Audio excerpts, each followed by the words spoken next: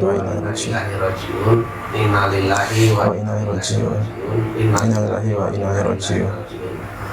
Kullu nafsin za'iqatul maut. Jadi setiap yang bernyawa itu pasti meninggal gitu ya. Iya. Jadi memang ya kami saat ini, saya dan teman-teman di JPN ya, Jabal Nur itu sedang berduka ya, baru berduka begitu ya. Iya. Jadi meninggalnya salah satu kawan kami, kawan berjuang kami adalah Ustadz Nur Khalid gitu ya. Iya. Memang istrinya meninggal kan Pak Nur Khalid itu di Petambangan. Kemudian sebelum istri yang pertama itu meninggal, itu Pak Khalid itu resign. Masih ada tulang punggungnya istrinya, kemudian istrinya meninggal dunia, kemudian Pak Khalid punya aset satu-satunya itu, dan menurut mereka itulah yang sebenarnya menjadi bekal hidupnya Pak Khalid gitu ya. Betul. Nah, ternyata diinvestasikan dengan sangat percayanya, karena dia di sana ada Yusuf Mansur itu, Mas. Iya. Ternyata begitu diinvestasikan, hanya menurut keterangan yang bersangkutan itu mereka hanya mendapatkan bagi hasil itu sebanyak 2 kali lah. Jadi ya kita hanya mengingatkan Yusuf Mansur saja bahwa suatu saat mau atau tidak mau, suka atau tidak suka, Yusuf Mansur pasti akan meninggal juga dan akan dimintai pertanggungjawaban terhadap penggalangan investasi ini. Saya berkeyakinan itu. Ya, baik.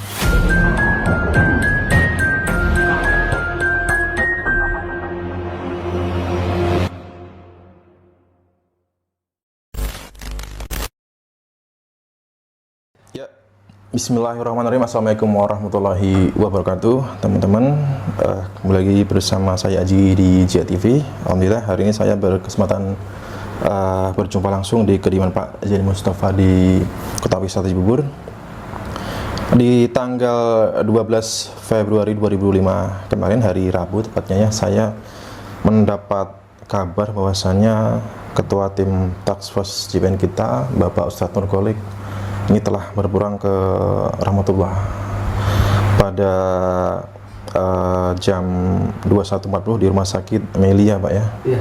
Di rumah duka di komplek kawasan Ciangsana begitu ya, AL Blok BB6 nomor 19 gitu.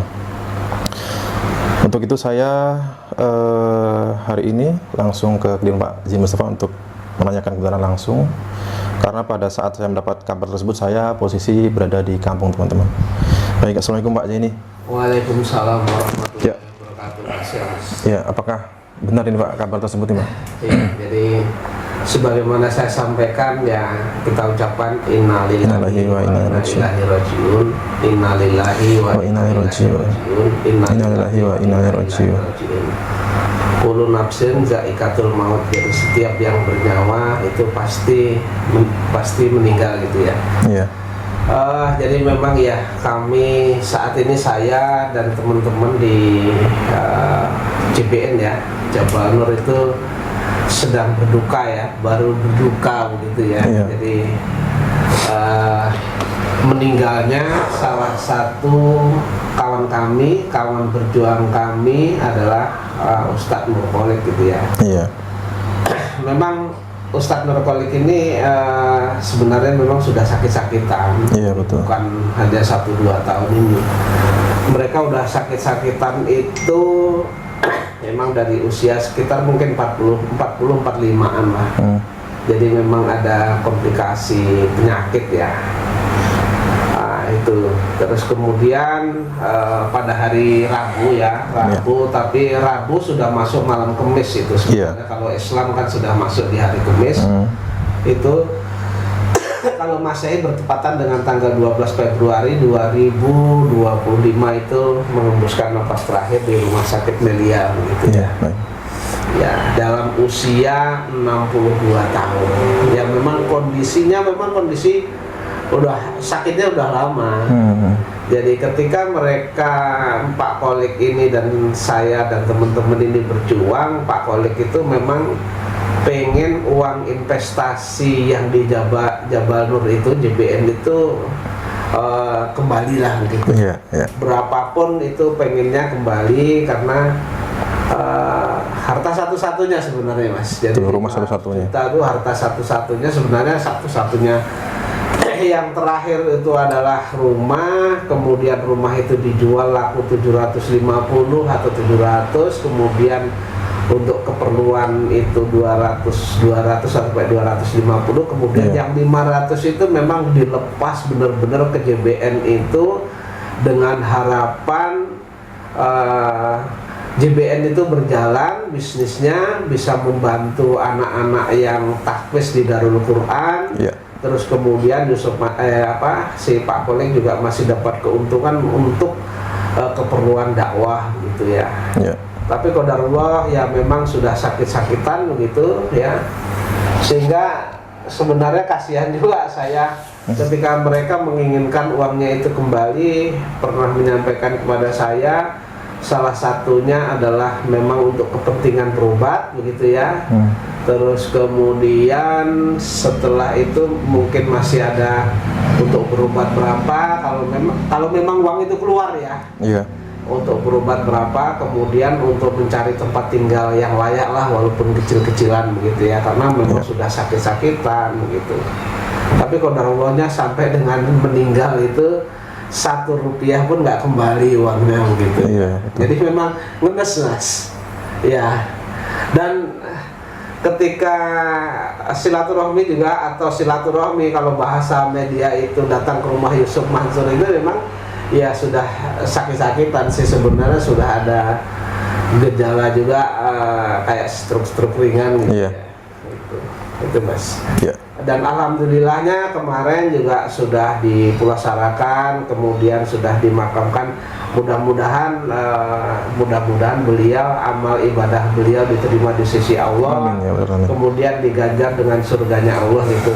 Dan saya juga berharap kepada netizen, saya meminta maaf kalau misalnya memang dari tutur kata dari sahabat saya Pak Nur Qolik ini ada yang tidak berkenan di para netizen begitu ya. Kalau Yusuf Mansur pasti nggak berkenan lah ya. Itu saya nggak mikir lah. Tapi kepada para netizen yang lain kalau tidak berkenan, kemudian ada salah-salah kata, saya mohon sahabat saya ini dimaafkan gitu. Kemudian mohon doanya juga, mudah-mudahan almarhum ini diterima di sisi Allah dan mendapat ganjaran surganya Allah. Ya, jadi berarti memang sudah menderita penyakit diabetes kalau tidak salah Pak ya? Iya, jadi memang sudah menderita. Jadi sebelum ada perjuangan ini pun memang sudah stroke, dan pernah kakinya itu luka ya? Kakinya itu luka, kemudian nggak sembuh-sembuh. Sebelum ada pergerakan, sebelum saya mengajukan gugatan ya, itu nggak sembuh-sembuh, hampir diamputasi Mas. Jadi biasa kalau sholat itu kan hitam Mas di kakinya itu, kemudian agak meletek itu, terus sama beliau itu dikopekin gitu ya. Berakhir dengan timbulnya kayak koren itu, pernah mau diamputasi tapi alhamdulillah kemudian diobati sembuh.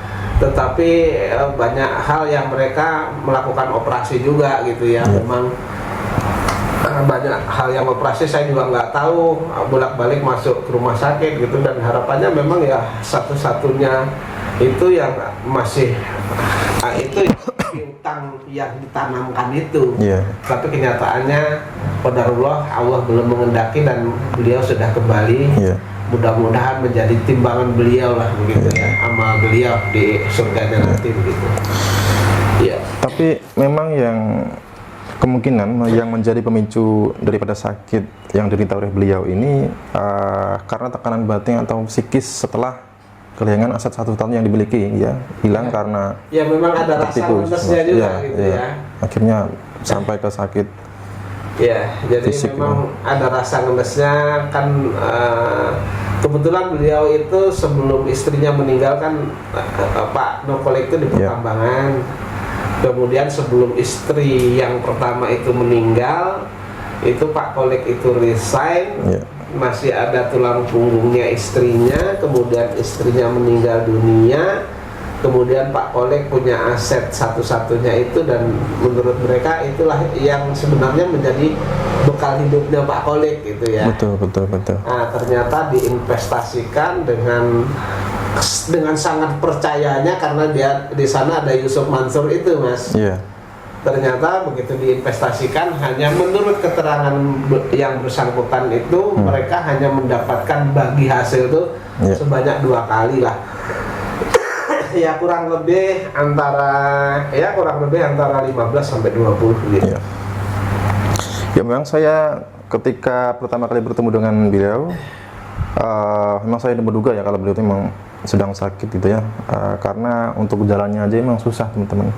Dan ketika kita sempat melakukan gugatan di Pengadilan Negeri Jaksel, beliau juga sering ikut, itu pun juga saya sering menonton beliau Pak ya. Dan iya. Jadi teman-teman ada yang menonton beliau, kalau nggak Mas Heri ya Mas Haji, ya siapa lah gitu ya. Bahkan untuk makan saja teman-teman ya, ini beliau pun juga tidak bisa sembarangan. Nasi pun tidak boleh Pak ya, kadang cuma makan terus saja gitu. Dan saya juga pernah sekali menginap bersama beliau gitu, dan saya merasa gimana ya, kasihan gitu ya, beliau untuk bernafas saja susah teman-teman, untuk tidur berbaring bernafas seperti biasa seperti kita pada umumnya itu memang ya memang karena kondisinya memang sudah parah gitu Pak ya. Iya. Baik, dengan berpulangnya beliau nih Pak, karena kita ketahui dengan Pak Ustadz Kolek ini adalah salah satu investor ya, bersama Pak Z ini yang semangat apinya itu menggebu-gebu Pak untuk menuntut haknya kepada Yusuf Mansur Pak. Nah, dengan berpulangnya beliau, apakah ini teman-teman semangatnya masih sama atau mungkin makin bertambah atau bagaimana Pak? Ya, jadi begini, dengan meninggalnya Bapak Kolek, dengan meninggalnya almarhum Bapak Kolek ini tidak menjadikan kami patah arang atau kurang semangatnya. Justru insya Allah kami tetap berjalan istiqomah untuk melakukan upaya-upaya hukum mengembalikan hak-hak daripada investor Jabal Nur Mungkin. Jadi artinya tetap mengajukan gugatan sebagaimana yang pernah disepakati ya satu-satu. Ini kan tempat Bu Ilis masuk ke Mahkamah Agung, terus kemudian nggak lama lagi nih karena waktunya juga hampir habis, saya mengajukan PK, terus kemudian saya juga akan menyurati berkaitan dengan perkara-perkara pidana yang memang saya laporkan masih terkait dengan juga JBN gitu Mas. Ya, kalau perjuangan tidak surut, insya Allah tidak surut Mas. Tetap akan berjuang, karena kami kalau ini tidak kami perjuangkan, maka nanti saya dan kawan-kawan itu takutnya apa yang dilakukan oleh Yusuf Mansur terhadap jamaah ini ya, khususnya jamaah JBN seperti itu yang uangnya tidak kembali dan jumlahnya cukup banyak. Nanti ada oknum ya, saya mengatakan ada oknum ustadz berikutnya yang mengikuti jejak Yusuf Mansur begitu Mas. Jadi saya tidak mau itu terjadi gitu. Kalau kita sudah berjuang ternyata memang masih ada oknum-oknum ustadz yang berlaku seperti Yusuf Mansur dan ada jamaah yang masih tertipu, itu setidak-tidaknya kami sudah warning gitu Mas. Baik Pak Zeni, ini dengan berpulangnya beliau kan kita ketahui bukan hanya Ustadz Kolek ya, investor JBN Batubara yang sudah wafat gitu Pak ya, dan sebelumnya sudah ada mungkin yang mengalami sakit kesakitan bahkan sampai meninggal gitu Pak.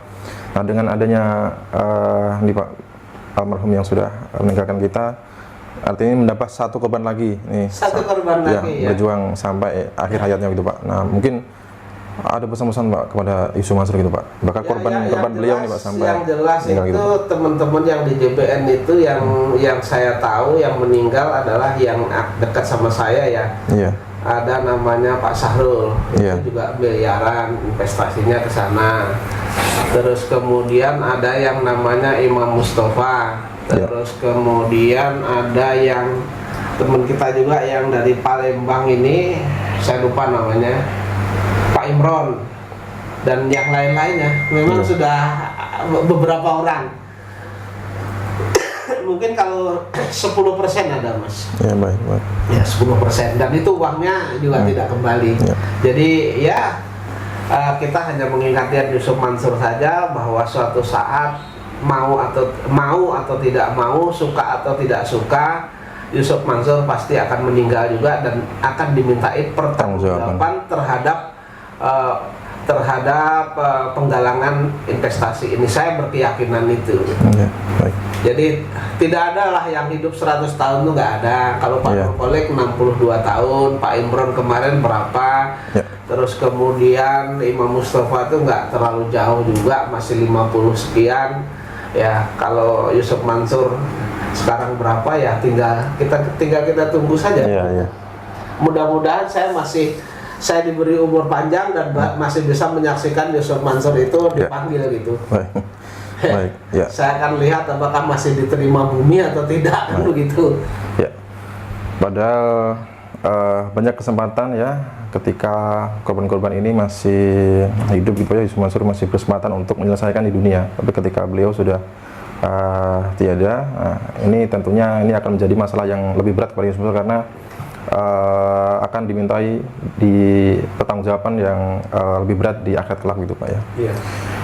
Dan sebentar Mas, kalau saya lihat kemarin jenazahnya dari Pak Nurkolik itu, menurut saya sih bagus karena ya seperti tersenyum begitu. Ketika dibuka di makam itu seperti tersenyum. Memang saya ketika pas itu dimandikan, dikapani, saya nggak bisa ikut karena saya memang ada keperluan ke imigrasi yang sudah dijadwalkan 2 minggu sebelumnya. Jadi pagi itu pada saat saya memandikan, saya lari ke imigrasi dulu ya, karena ada memang kepentingan yang tidak bisa ini. Terus kemudian saya setelah dari imigrasi saya kejar, saya masih dapat menyolatkan, kemudian masih bisa mengantar ke makam, terus kemudian saya masih bisa menyaksikan ketika keluarganya itu melepas tali yang di kepala, kemudian dibuka, itu bersih, auranya bersih dan tersenyum begitu, masih kelihatan Mas. Insya Allah beliau adalah husnul khotimah. Husnul khotimah, amin ya rabbal alamin.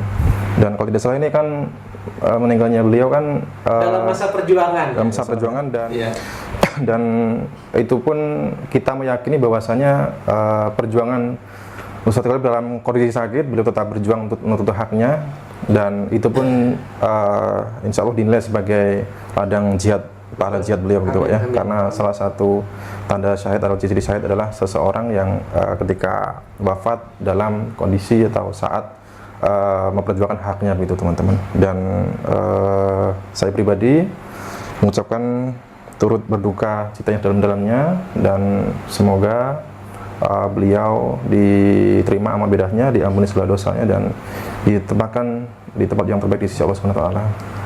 Mungkin ada yang ingin disampaikan? Cukup itu saja.